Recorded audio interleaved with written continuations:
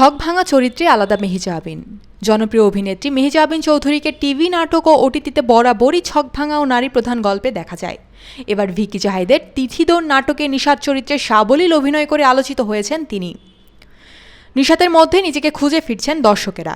সামাজিক যোগাযোগ মাধ্যমে অনেকেই লিখছেন, আমিই নিশাত, এ তো আমারই জীবনের গল্প।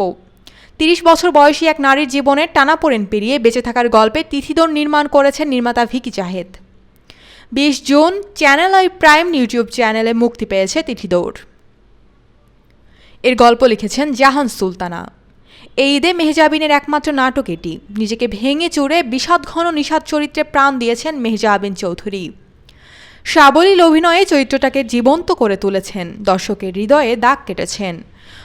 পর্দার নিশাতকে দেখে জীবনযুদ্ধে জর্জর নারী দর্শকরা বেঁচে থাকার অনুপ্রেরণা খুঁজছেন। নাটকটি দেখে স্বর্ণা হাওলাদার নামের এক দর্শক ইউটিউবে মন্তব্য করে লিখেছেন, নাটকে মেহজাবিনের চরিত্রে আমি নিজেকে দেখছিলাম। বিশ্বাস ভেঙে দেওয়া মানুষ, পরিবার থেকে বিয়ের চাপ, সবই আমার জীবনের সঙ্গে মিলে যাচ্ছিল। আমি কতটা ভেঙে চুরে বেঁচে আছি সেটা কেবল আমিই জানি। প্রাণশক্তির যোগান দেওয়ার জন্য নির্মাতাকে ধন্যবাদ জানাই। গণমাধ্যমকে দেওয়া এক সাক্ষাৎকারে নির্মাতা বলেন, অনেকে বিষণ্ণতার কথা চেপে রাখার চেষ্টা করেন, তবে নাটকটি দেখে দর্শকেরা ব্যক্তিগত অভিজ্ঞতার কথা লিখছেন, বিষণ্ণতার কথা তুলে ধরছেন। অনেকে লিখছেন, আত্মহত্যা করতে চেয়েছিলাম, নাটকটি দেখে অনুপ্রেরণা পেয়েছি। দর্শকের এই আবেগ সত্যিই আমাকে ছুঁয়ে গেছে। দর্শকরা বলছেন, নিশাত চরিত্রের মধ্যে তারা লীন হয়েছেন।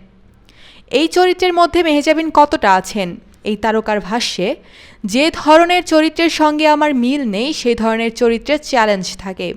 আমি বরাবরই চ্যালেঞ্জ নিতে ভালোবাসি।